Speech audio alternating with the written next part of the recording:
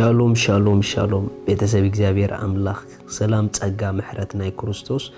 ምስ ኩልኹም እዩ አና ሃኹም ሰላሐዲን ካብ ሲአርጂ ኢንተርናሽናል ቸርች ስቶክሆልም ስዊድን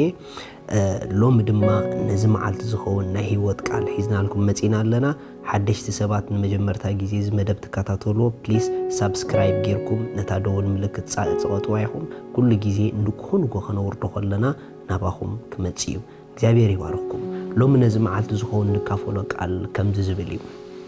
ካብቲ ዝርአ ኣብቲ ዘይርአ ኣብዚሕና ንርአ ዝብል እዩ ካብቲ ዝርአ ኣብቲ ዘይርአ ኣብዚሕና ንርአ ኢየሱስ ጎይታ እዩ በኻላ ኣዘራርባ ካብቲ ዝርአ ንላዕሊ ኣብቲ ዘይርአ ኣብዚሕና ንርአ ዝብል ክንርኢና ክብርና ኣምላኽ ይኹን ህይወት ካብቲ ዘይርአ ዓለም እያ ትጅምር ህይወት መንፈሳዊ እዩ ኩሉ እትርእይዎ ዘለኹም ሎሚ ዋው ዘብለኩም ዘደንቐኩም ከምኡውን ዘሕዝነኩም ዘውሄኩም ጅማሪኡ እቲ ዘይርአ እዩ ምኽንያቱ ኣብቲ ዘይርአ ኸይተረኣየ ኣብዚ ዝርአ ነገር የለን ቅድማ ኣብዚ ዝርአ ነገራት ምርኣዮም ኣብቲ ዘይርአ ቀዲሞም ክረኣዩ ኣለዎም ርኢኹም ኣሕዋት ገለገለ ኣብ ህይወቶም ብዙሕ ስክዒት ዝረኣኹምሎም ሰባት እቲ እስኹም ትርእይዎ ዘለኹም ሎም ናይ ህይወቶም ስክዒት ቅድሚ እስኹም ምርኣይኩም ንሶም ኣብ ውሽጦም ሪኦሞ ነይሮም እዮም ኣብ ውሽጦም ፈጢሮሞ እዮም ኣብ ውሽጦም ሰሪሖሞ እዮም እሶም ምስ ረኣይዎ ኢና ንሕና ድሕሪኦም ክንሪኦ ጀሚርና ልክዕ በኣንጻሩውን ድተባላሸወ ሕማቕ ዝኾነ ጎደናታት ናይ ህይወት ተዳሪኹም ከዓ ቅድሚ ንሕና ከምኡ ምዃኑ ምርኣይና ኣቐዲሞም ኣብ ሓሳቦም ሪኦሞ ነይሮም እዮም እንታይ ማለት እዩ ኣብቲ ዘይርአ ኣብ ውሽጥኻ ከይራእካ ኣብ ደገ ክትርኢ ኣይትኽእልን ኢኻ መጽሓፍ ቅዱስ ክዛረብ ከሎ ዕብራውያን 11 ከምዚ ይብል ካብ ሓደ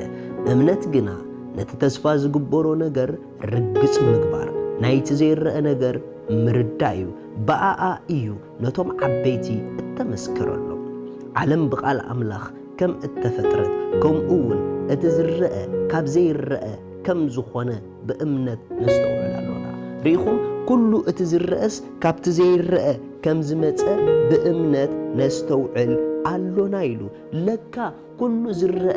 ጅማሪኡን ዋንኡን እቲ ዘይርአ እዩ እግዚአብሔር ኣምላኽ ንምድሪ ክፈጥራ ከሎ ኣብቲ ዘይርአ ምስ ረኣየ ኣብ ውሽጡ ምስ ረኣየ ካብኡ እዩ በኣፉ ይኹን እንዳበለ ፈጢርዋ ስለዚ ንሕና ድማ ኣብ ህይወት ክንነብር ከለና ጽባሕ ንግሆ እንታይ ኢና ክንርኢ ንደሊ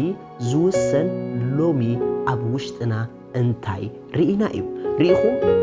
ገለገለ ሰባት ኣብቲ ዝርአ ጥራሕ ፎኩስ ገይሮም ስለ ዝጎዩ ነዊሕ ኣይኮኑን እዮም ገለገለ ግን ኣብቲ ዘይርአ ኣብዚሖም ስለ ዝርእዩ ነዊሕ ይኾኑ እዮም ሎሚ ብዙሕ ዓወታት ኣብ ህይወትካ ኣሳኺዕካ ዲኻ ኣምላኽ ይባረኽ ሕጂ ንዑ ይትርኣዩ ሕጂ ድማ ንዝቕፅል ሓደሽቲ ዓወታት ኣብ ውሽጥኻ ረአ ምኽንያቱ እቲ ትማሊ ዝተዓወትካሉ ንዑ እንዳረኣካ ንጽባሕ ሓድሽ ነገር ንኸይተምፅእ መታን ከይሕዘካ ስሊኡና ኣምላኽ ኣመስጊንካ ንሓድሽ ምርኣይ ንሓድሽ ነገር ኣብ ናይ ሓሳብ ዓለምካ ንምፍጣር ቢ ሬዲ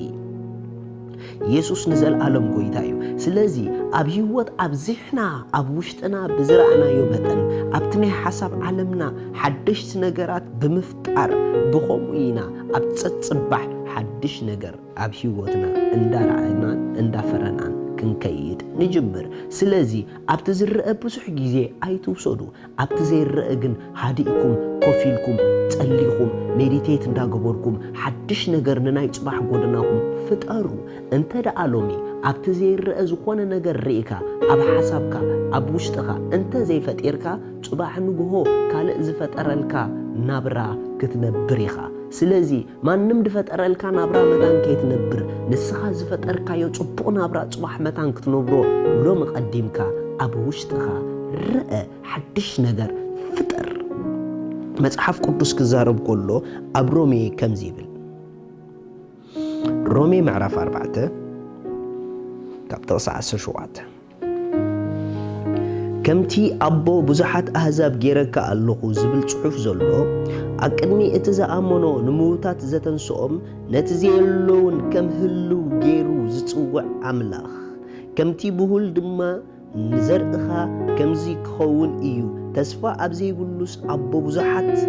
ኣህዛብ ክኸውን ብተስፋ ኣመነ ኣስታት ወዲ مئتي عمد كنسو ممات سجوء ممات مهات أنصارا النرأي نمأمان أيدخمن جناخه نأملاخ كبرنا هبه نمأمان برت عنبر نتتصفى أملاخ بزي مأمانو أي توالاولن نتازهابو تصفى كجبراون كألنت كمزلو أتصبحو ترديو نبره ريخو محوات أبراهام أبت تصفى زي هلو أبت خوالد دي حسابو اللي جيزي نجرجن أبو بزحات تهزاب كخون بتصفى أمينو بخمي بخمو أمينون تدعيلكموني مخنياتو كابتي نزيل كم هلو جيروز تو عملاق سلستمحارة إجزي أبير كندي أبيوت أبراهام بزصرحو سراح انتاي تدعيلكموني أبراهام إلو نكوا خبت رأيلو نكوا خبت نسرعي انتاي لو نزر إخا خمز خبز حيلو نمدر رأيلو نحوص مدر تخطرو تخليخا نو نزر خادما كمو كبزو حيلو بخالا أزاراربا نمدر نخوا خبتن زرعايو أبت زير أمتان صبق جيرو خمزر إخغوبرو سلازدالي نابت زير إخمولسو سلازدالي نسقوون نمدكام مماتون سقوون رئيو تسفا متان كي قرط نجرجن بزحات أحزاب كابو خمزووصو كمزر إخغوبرو سلازدالي نخوا خبتن زرعايو بل أبت زير وشتخا كوم إخغبريلو سلازي أبراهام نتخمزير لكم هلو جيرو زتوع أبت زير يلن أبت زيل الله أبت زول قد زيل قداي نعو كم زري جيرو سلازة أحوات لك عنا نسخ من دما نتزيل كم هلو جيرنا متصوع كن اللامد علنا ندحر نتزيل كم هلو كتصوعيو زي جميركي صباح نقوز هلو نجر يبلكن نتزيل كم هلو جيركا متصوع تزي جميركا صباح نقوز الرأى نجر يبلكن سلازي نتزيل لو مخمزولو بوش تخار ايو بأفكا دما خمزولو أوجو صباح نقوه السخان كالوتن كتريقوا خجمبر يهم أملاخ سماي يبارخكم كلنا كمزيلنا كن أوجينا إجزابي ربو أبتزير رأى بأمنت كريئي أعينتي سلزغفت كالي يمسكنك اللهو ناي مفتار عقمي أوشتي سلزنبركا يمسكنك اللهو عبنجر تبو نجر أكد ما يسلزلو كبر كله نعخا يهب الله آمين እግዚአብሔር አምላክ ባረኩም አብይወትኩም ወሲንኩም ንጎይታና ኢየሱስ ክርስቶስ ደይ ተቀበልኩም በዚ መዓልት እዚ ዕድሜ ያቀርበልኩም እዚ ውሳነ እዚ ክትውስንዎ ሎሚ ንጎይታ በመቀባልኩም ካብ ናይ ዘለዓለም ሞት ናብ ናይ ዘለዓለም ህይወት ተሳገሩ ሕዋት ክሳዕ ማእሳለኹም ኣይትፈልጡን ኢኹም ስለዚ እዛ ዕድል ተጠቀሙላ ቶም ድወሰንኩም እዚ ጸሎት ጸልዩ እግዚአብሔር አቦ ስለ ወድኻ ኢየሱስ ክርስቶስ የመስክነካለሁ ያአምናለሁ ኢየሱስ ክርስቶስ መድኃኒ ይዋኑ አመስቀል ዕዳ ኃጢአተይ ከም ዝኸፈሎ ከም ዝሞተን ብሳልሰይቲ መዓልቲ አቦ ካብ ሞታት ከም ዝተንስኦ ይአምን ኣለኹ ንጎይታ ኢየሱስ ክርስቶስ ብምእማነይ ካብዛ ሰዓት እዚኣ ሓድሽ ፍጥረት ኮይነ ኣለኹ آمين إذا وصلنا زوجكم إنكم حجوسكم نحنا خامسكم متان كن حجوس كم دوسكم تصحفوا لنا يهم حجز تدليهم ون كن حجزوكم هنا شالوم